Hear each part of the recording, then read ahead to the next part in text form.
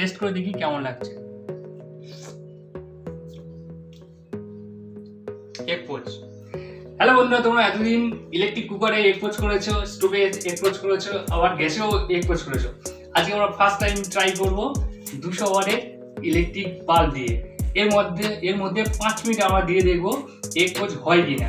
ঠিক আছে বন্ধুরা, প্রথম আমরা কি করেছি, একটা খাম নিয়েছি, খামের মধ্যে ফয়েল পেপার জুড়ে নিয়েছি এবং সিম্পল একটা ওয়্যার দিয়ে একটা 200 ওয়াটের বাল্ব লাগিয়ে দিয়েছি। তো চলো দেখা যাক এর মধ্যে 5 মিনিট দিলে এগ পোচ হয় কিনা।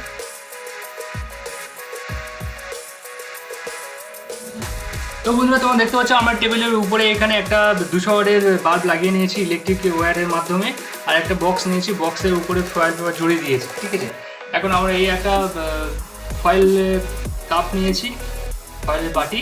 তোমরা চাইলে যে কোনো বাটি নিতে হবে, তবে খেয়াল রাখবে সেটা যেন বলে নেওয়া যায়। এর মধ্যে আমরা ডিমটা ভেঙে দিয়ে দেবো।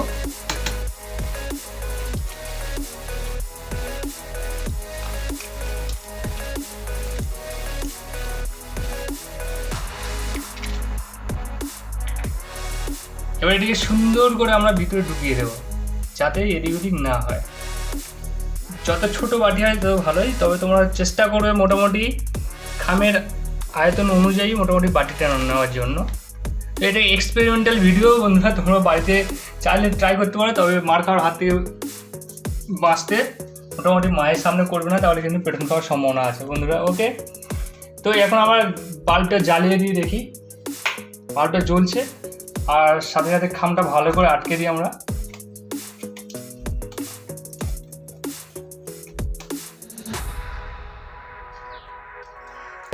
সাহায্য নেব, আর না হলে যেহেতু এটি খামটা পুরো মুখোমুখি ছিল, কিন্তু ফয়েল পেপার লাগানোর পরে এটা টাইট হয়ে গেছে, তাই মুখটা সুন্দর করে আটকানোর জন্য আমরা একটা গার্ডারের সাহায্য নিলাম।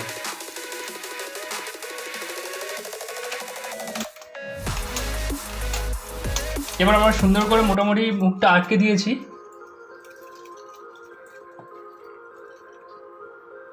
দেখো বন্ধুরা, হয়ে গেছে মোটামুটি। এবার আমরা 5 মিনিট এখানে ওয়েট করবো, ওয়েট করে দেখবো 5 মিনিট পরে আমাদের রেজাল্ট কি দাঁড়ায়। ওকে বন্ধুরা, চলো তাহলে 5 মিনিট ওয়েট করা যাক।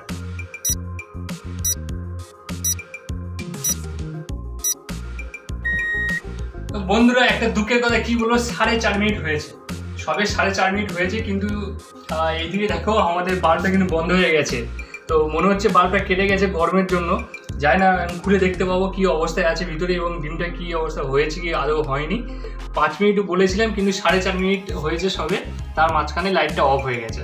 তো চলো খুলে দেখা যাক কি কন্ডিশন আছে আমাদের এগ পোচ এবং আমাদের বাল্বটা, 200 ওয়াটের বাল্ব। আমার মনে হয় বাল্বটা কেটে গেছে, গরমের তাপটা ঠিক নিতে পারেনি। ও হো, হাততালি ভাই, হাততালি।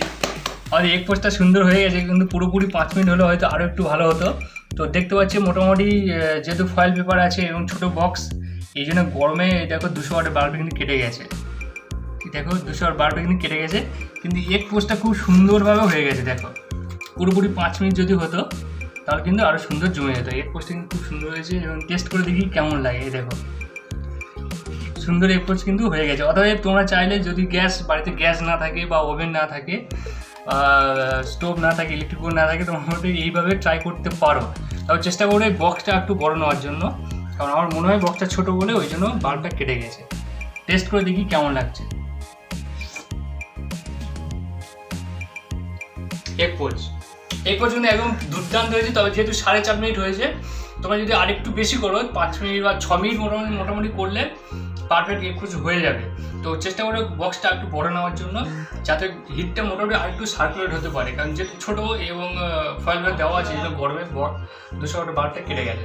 তো বাড়িতে কিছু না থাকলে তোমরা মোটামুটি এইভাবে ট্রাই করে এগ পোচ বানাতে পারো। তো নেক্সট ভিডিওতে আবার দেখাবে আবার কোনো এক্সপেরিমেন্টাল ভিডিও নিয়ে। তখন টাটা, বাই বাই। অবশ্যই লাইক করে, শেয়ার করে, সাবস্ক্রাইব করবে আর পাশে থাকবে। টাটা বন্ধুরা।